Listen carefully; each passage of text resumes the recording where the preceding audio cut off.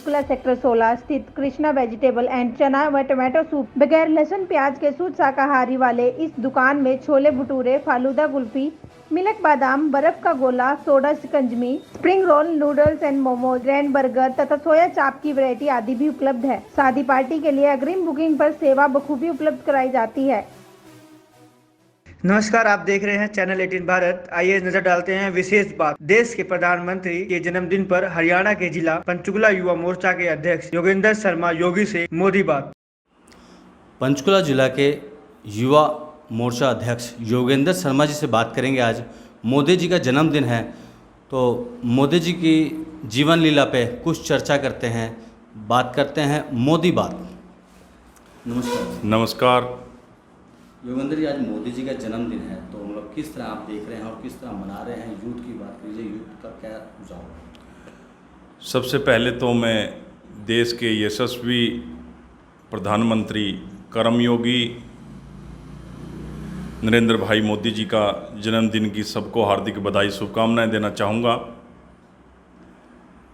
बात करते हैं युवाओं की लिए। मोदी जी हमेशा प्रेरणा स्रोत रहे हैं और युवा भी उनको आदर्श मानकर अपने जीवन में उनके किए हुए कामों को ग्रहण कर उन पर चलने की कोशिश करते हैं। मोदी जी प्रधानमंत्री बनने से पहले भी जब उन्होंने आरएसएस के अंदर अपना काम करना शुरू किया, तब से लेकर अब तक वो डिसिप्लिन के अंदर रहते हैं, जो युवाओं के लिए सबसे आवश्यक है। व्यक्ति जब डिसिप्लिन के अंदर रहता है और टाइम बाउंडिंग के अंदर कोई काम करता है, तो हमेशा उस काम के अंदर सफलता मिलती है। तो हम सब लोग भी उनसे यही ग्रहण करते हैं कि भी हमेशा जिस काम को हम करें उसकी एक टाइम बाउंडिंग करके उस काम को करें, डिसिप्लिन में रहकर काम करें, तो उसका रिजल्ट हमेशा अच्छा आता है। मोदी जी की अगर हम बात करते हैं तो मोदी जी हमेशा एक सादा जीवन जीते आए हैं। उन्होंने एक महात्मा की तरह अपना जीवन को जिया है। महात्मा शब्द मैं इसलिए यूज़ कर रहा हूँ कि महात्मा वो होते हैं जो समाज से लेते कुछ नहीं हैं, समाज को देते बहुत कुछ हैं। तो इसलिए अगर मैं माननीय मोदी जी के नाम से पहले महात्मा मोदी शब्द का प्रयोग कर रहा हूँ, तो इसके अंदर कोई भी गलत बात नहीं होगी। योगी जी, जैसे बात करते हैं धर्म की, तो कुछ बहुत से ऐसे संगठन हैं जो कहते हैं बीजेपी जो है हिंदू धर्म की है पार्टी, उसमें क्या कहना है?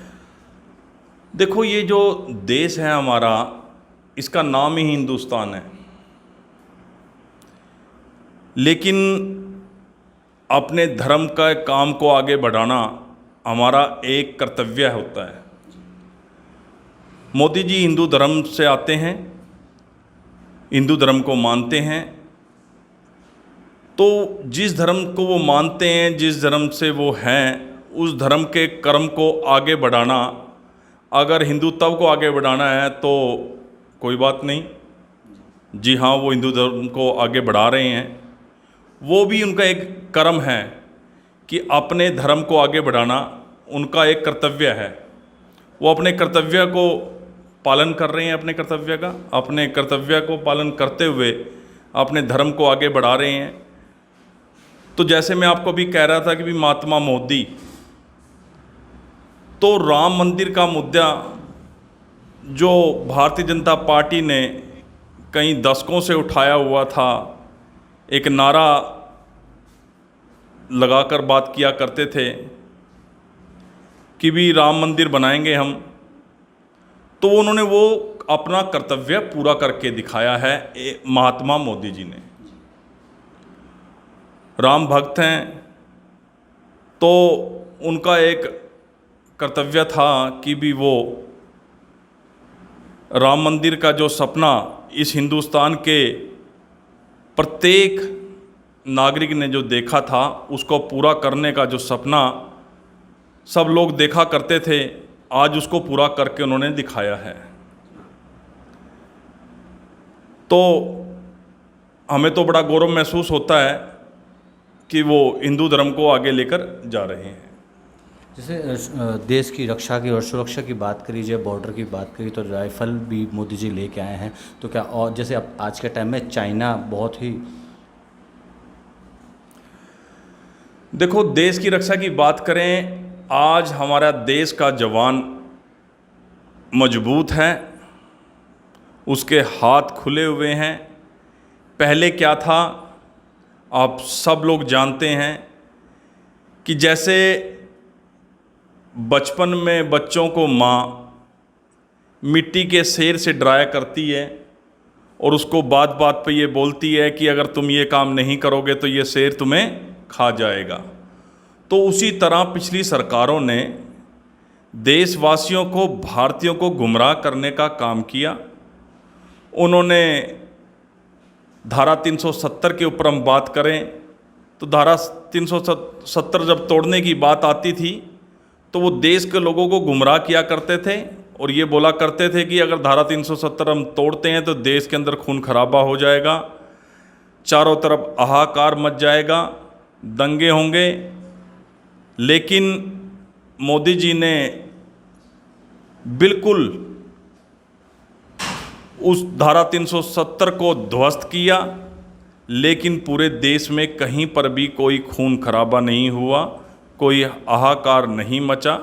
उसी भांति चीन के लिए भी यही धारणा भारतीयों के अंदर बैठाई हुई थी कि अगर हम चीन के साथ झगड़ा करेंगे, चीन के साथ लड़ाई लड़ेंगे तो हमें मुंह की खानी पड़ेगी। चीन बहुत ताकतवर देश है, लेकिन ऐसा नहीं है। आज हमारे सेना के जवान मुंह तोड़ जवाब दे रहे हैं। हमारी जो जगह सन 1962 में चीन ने दाबी थी, हमने उन सभी जगहों पर दावा कर दिया है कि वो जगह हमारी है।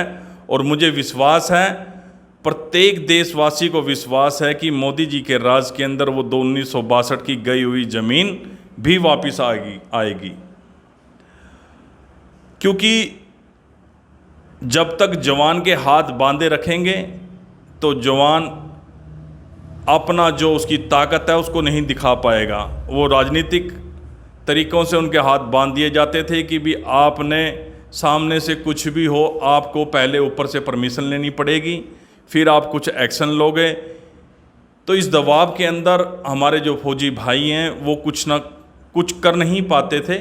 लेकिन अब मोदी जी ने उनको स्पष्ट ये कह दिया है कि हम श्री कृष्ण के मुरली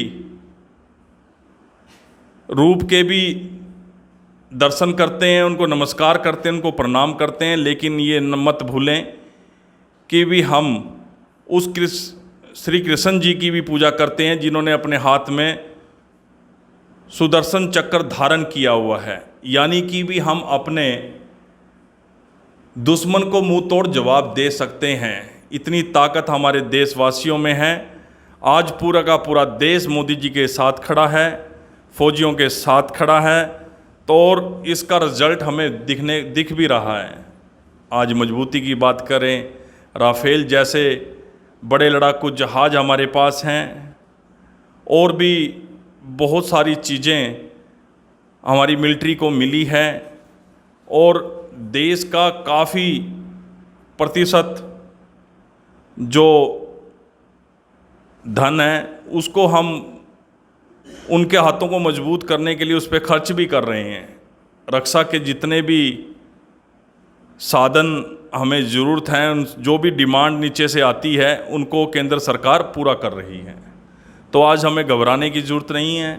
मोदी जी के राज के अंदर हम बिल्कुल मजबूत हैं। उनका लोहा पूरा विषम मान रहा है, और ऐसे ऐसे देशों के साथ हमने रक्षा समझौते किए हैं जिनके बारे में हम सोच भी नहीं सकते थे।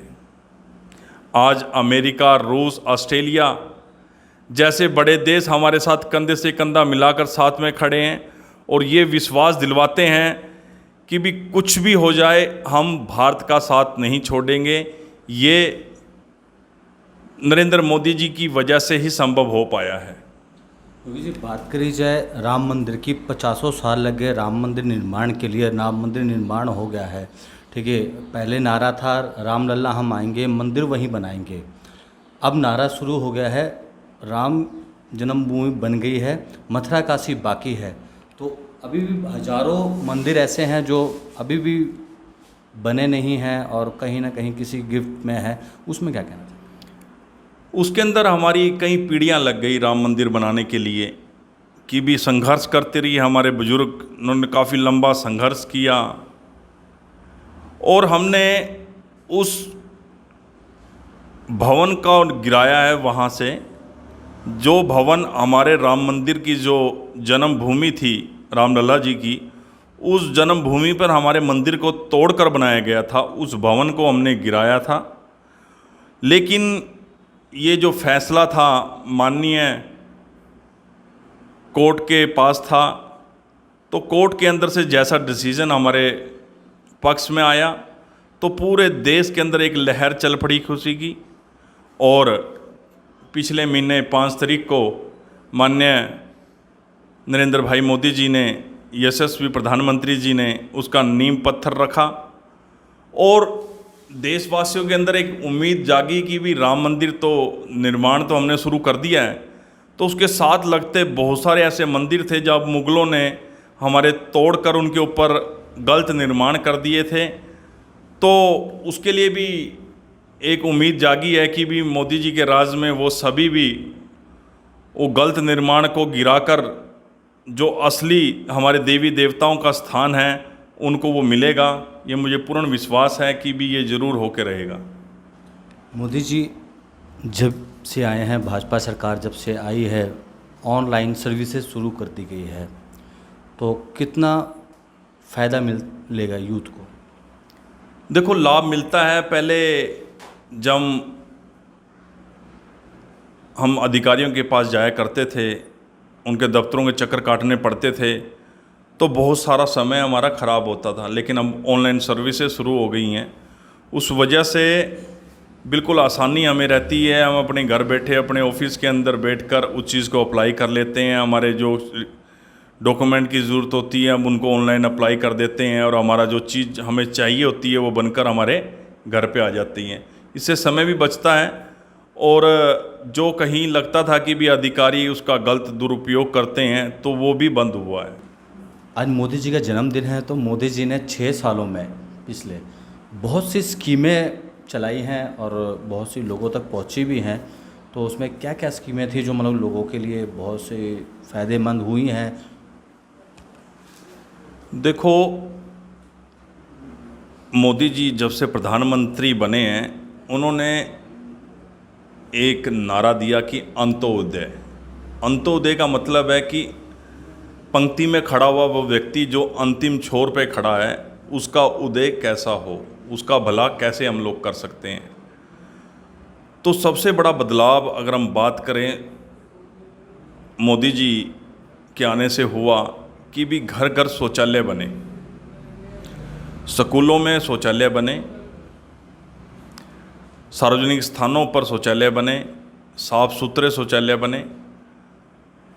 उससे क्या होता था कि हमारी बहू बेटियां शौच करने के लिए जंगल इत्यादि खेतों में जाया करती थी, तो वो इंतज़ार किया करती थी कि भी कब दिन ढले और हम शौच करने के लिए जाएं। उनको दिक्कत परेशानी पूरे दिन झेलनी पड़ती थी क्योंकि घर पे शौचालय नहीं होते थे।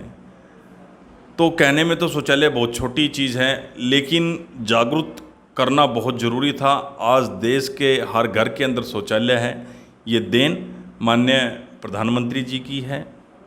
स्कूलों के अंदर शौचालय नहीं होते थे, जिस वजह से हमारी बेटियों को माँ बाप पढ़ने के लिए स्कूल नहीं भेजते थे, काफ़ी दिक्कत परेशानी का सामना उनको करना पड़ता था।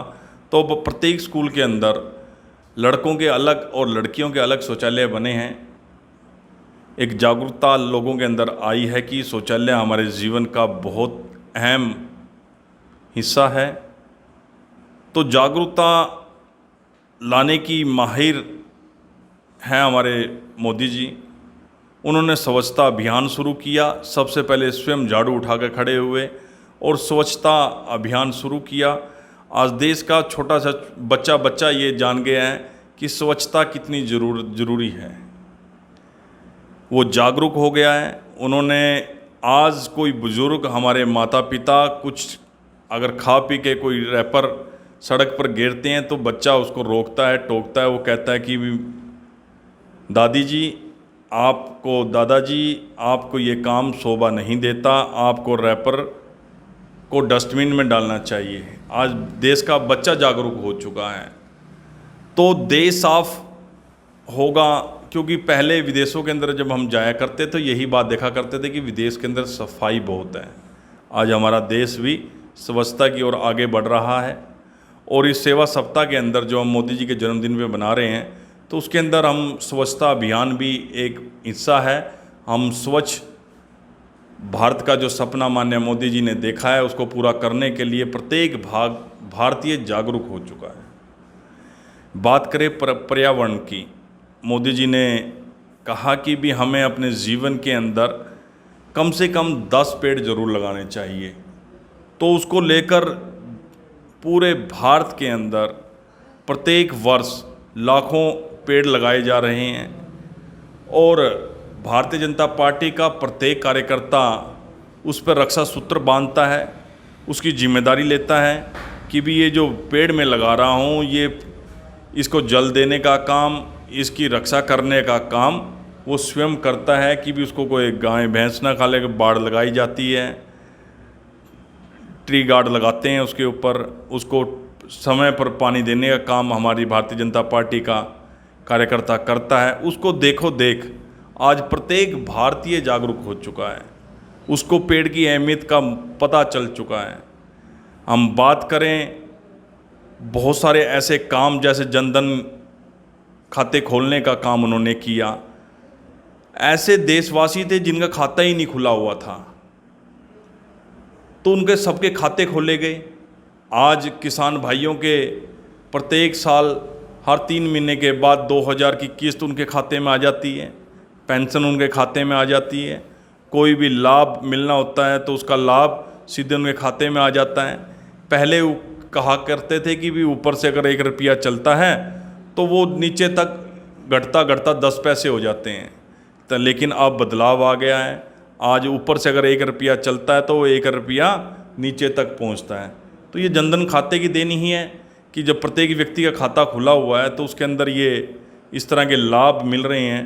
तो ये बहुत बड़ी उपलब्धि हमारे प्रधानमंत्री जी की है जिनकी वजह से लोगों को उन्होंने जागरूक किया, लोगों के खाते खोले। हमारी माताएं बहनें जो खाना बनाने के लिए देहात के अंदर चूल्हे का इस्तेमाल किया करती थी, जिसको बचाने की हम बात करते हैं पेड़ों को, उन्हीं पेड़ों को काट कर वो रात का सुबह शाम तीनों टाइम का खाना बनाया करती थी। अपनी आंखें को नुकसान देती थी, अपने शरीर को नुकसान देती थी। बहुत सारा धुआं उनके शरीर के अंदर जाया करता था जिससे उनकी बीमारियां फैलती थी। तो मोदी जी का ध्यान उस चीज़ पे भी गया। उन्होंने उन माताओं को चूल्हे सिलेंडर दिए ताकि वो उस धुएं से मुक्त अपने जीवन को जिएं, स्वस्थ रहें। तो बहुत सारी ऐसी, अगर हम स्वास्थ्य की बात करें तो एक ऐसी योजना लेकर आए जिसके अंदर परिवार को एक छोटी मिली कि अब हमारे परिवार को कुछ भी हो जाए तो हमारा इलाज सरकार करवाएगी। स्वास्थ्य की बात करें तो आयुष्मान भारत करके एक बहुत बड़ी स्कीम देश के यशस्वी प्रधानमंत्री लेकर आए। आज भारत का 70% नागरिक अपने आप को महसूस करता है कि भी उसके ऊपर कोई भी आपदा आ जाती है, कोई भी बड़ी से बड़ी बीमारी आ जाती है तो उसका इलाज केंद्र सरकार करवाएगी, उसका एक पैसा नहीं लगेगा। तो ऐसी ऐसी योजनाएं लेकर माननीय प्रधानमंत्री जी आए हैं।